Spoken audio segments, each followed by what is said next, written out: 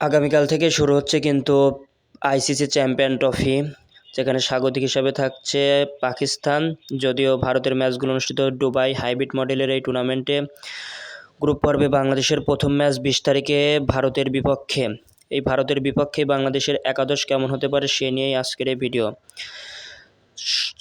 আপনারা অবশ্যই জানেন যে 15 সদস্যের স্কোয়াডে সাকিব আল হাসান, তামিম ইকবাল এবং লিটন দাসের মধ্যে অভিজ্ঞরাই নেই। সেক্ষেত্রে যদি আমরা টপ অর্ডার দিয়ে শুরু করি, সেক্ষেত্রে অবশ্যই বিপিএলে দুর্দান্ত পারফরমেন্স করা এবং সেরা উদীয়মান খেলোয়াড় হওয়া তানজিন হাসান তামিম এবং তার সাথে থাকবেন সৌম্য সরকার।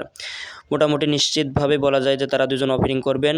ওয়ান ডাউনে কিন্তু ক্যাপ্টেন নাজমুল হোসেন শান্ত, এটাও প্রায় নিশ্চিত। নাজমুল হোসেন শান্তর পর কিন্তু দেখা যেতে পারে তাওহিদ হৃদয়কে, যদিও তাওহিদ হৃদয়ের সাম্প্রতিক ফর্ম বেশি একটা সুবিধার নয়। তাওহিদ হৃদয়ের পর অভিজ্ঞ দুই কান্ডারি মুশফিকুর রহিম এবং মাহমুদুল্লাহ রিয়াদ। মুশফিক এবং মাহমুদুল্লাহর পরে কিন্তু আমরা দেখতে পারি ফিনিশার কিংবা আরেকটা উইকেট কিপারের অপশন জাকির আল অনেকে কিন্তু আমরা দেখতে পারি।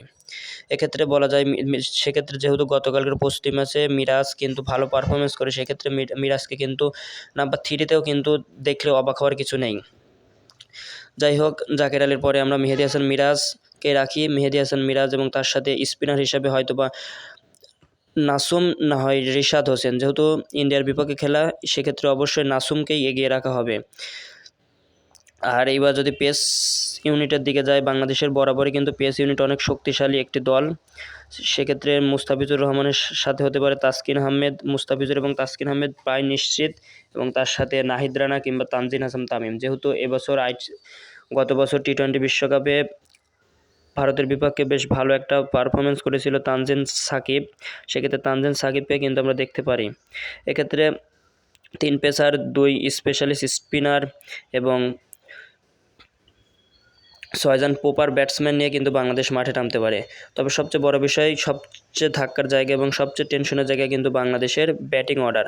বাংলাদেশের কিন্তু টপ অর্ডারের নিয়মিত রান খরায় চলে যাচ্ছে, তারা কিন্তু ঠিকমতো রান পাচ্ছে না, এবং তাদের যে ধারাবাহিকতা, সে ধারাবাহিকতা বজায় রেখে কিন্তু তারা রান করতে পারছে না।